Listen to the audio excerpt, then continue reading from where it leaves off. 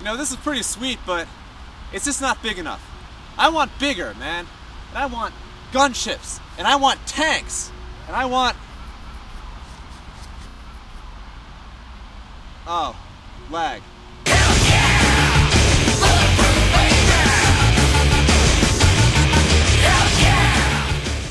Hey y'all, I'm Fragsteel, the Traveling Gamer, and I'm here to show you something I'm sure everyone wants to see. Clips from my last vacation! And I'm not lying either, that's really what I'm going to show you. Except that I'm not that prick of a friend that everyone seems to have because I didn't go to India or Germany. I'm on too much of a budget for that. Instead, I found a place that's a little cheaper. I went to Planet Araxis from Sony's new MMOFPS PlanetSide 2, and I gotta tell you, it's looking pretty nice this time of year. But best of all, the game is completely free to play. So if you're on a budget like me, you can go there at no additional cost. The game uses a fairly decent model of paying to accelerate the level up system and to buy cosmetic upgrades, but throwing daddy's credit card at the game won't win any battles for anyone. Now, according to Sony's website, PlanetSide 2 is a massively multiplayer first-person shooter that delivers truly epic, massive combat on a scale never before seen in stunning, breathtaking detail. And a game with that many flashy words can't possibly be bad, right? No, seriously. Go to the website with a bottle of whiskey and take a shot at every point of exaggeration. If you want to die. No, really though. Here's my take on the game.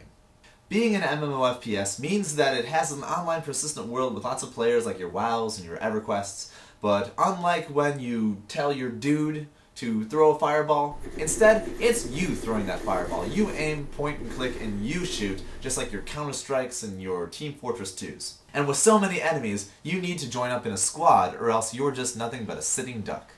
The result is massive battles between hundreds of players, while the outcome actually makes a difference in the online persistent world. You lose a territory and it's gone until you take it back, whether that's 3 hours or 3 days later. But whether you're winning or losing, you earn experience that lets you unlock different weapons and upgrades. And you'd think such a world would be a horrible, laggy mess, but strangely enough, my latency was actually never that bad, despite me connecting to the North American server while I'm sitting here in Asia. But there's still a problem that persists from the open giant world.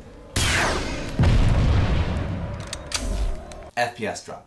System lag. You need a seriously boss computer to run this game at a decent frame rate without drops. And as a traveler, I'm using this laptop, which is pretty decent, but it's not the battle station this game was intended for. But lucky for me, I'm in South Korea, where there's a certain kind of establishment that will solve all my graphics problems.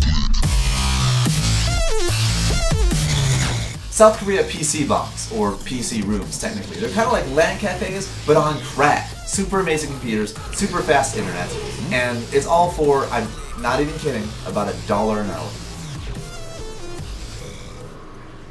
What? I hate dubstep.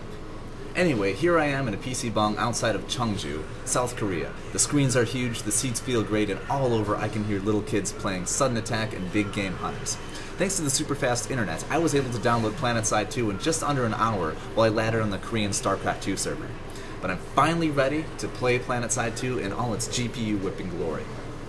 The first thing I did in-game was hop on a Flash, this little cute ATV thing that lets you scurry all over the map.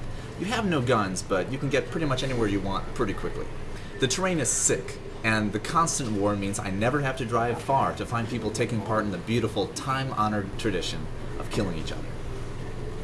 After exploring for a bit, I hoofed it into some action. Now as infantry you can spawn as one of 6 classes: Light Assault, Heavy Assault, Medic, Engineer, Infiltrator, and the almighty Max. And I bet you're totally blown away by the originality of these 6 classes, right? So new! Well, actually, despite how generic they are, each class has its place. And if your squad is lacking in any of them, you'll notice as soon as your generator doesn't get repaired, your wounds don't get healed, and nobody's got a rocket launcher when that vehicle turns the corner.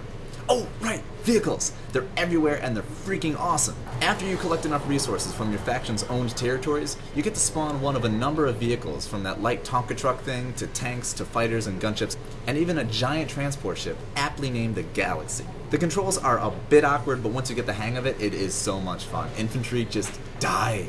They just die. It's fantastic. But that's not to say that vehicles are overpowered, mainly because all sides have equal access to them. If you pull your tank into an enemy base, expect one of the bad guys to spawn their own and start shooting back. Not to mention becoming a prime target for every trigger-happy jerk with a rocket launcher. But my favorite, number one favorite thing about this game is that with so many people on one map, fights get intense. Seriously.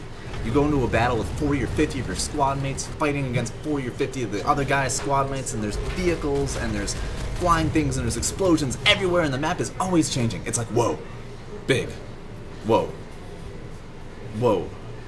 Actually, that's about all I can say is, whoa. Besides, Sony's copywriter already used all the big flashy words when he made the website. So if you have the time, and you have the GPU power, play this damn game. It's a gigantic, awesome, beautiful world where you join hundreds of others in amazingly intense battles for territories that actually matter. It's epic in the truest sense of the word. And of course it's free to play, so even us cheap bastards have no excuse. So make an account, go forth, and kick ass.